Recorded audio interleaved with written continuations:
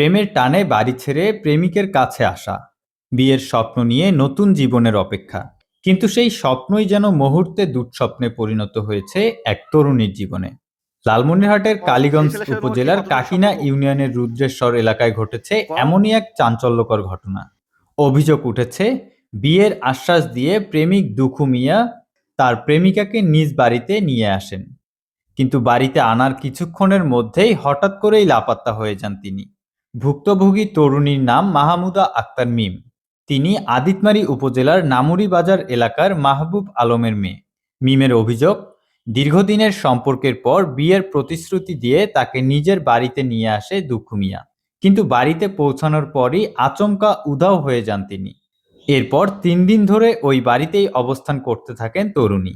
এ সময় প্রেমিকের পরিবারের সদস্যদের কাছ থেকে বিভিন্ন ধরনের মানসিক ও শারীরিক নির্যাতনের শিকার হয়েছেন বলেও দাবি করেন মিম।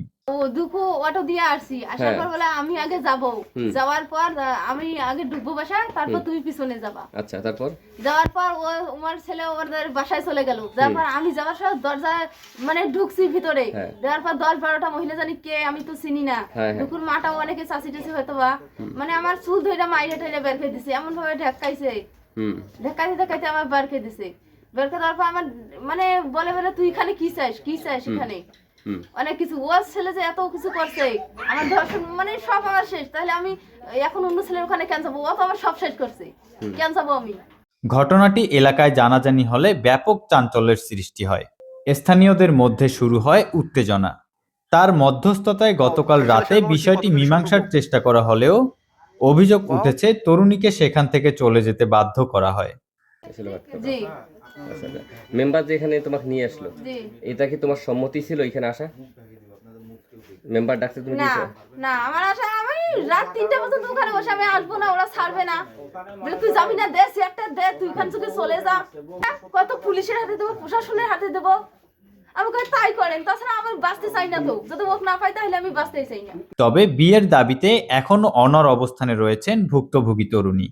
তার দাবি, দুখু মিয়া তাকে বিয়ে না করলে তিনি আত্মহত্যার পথ বেছে নেবেন।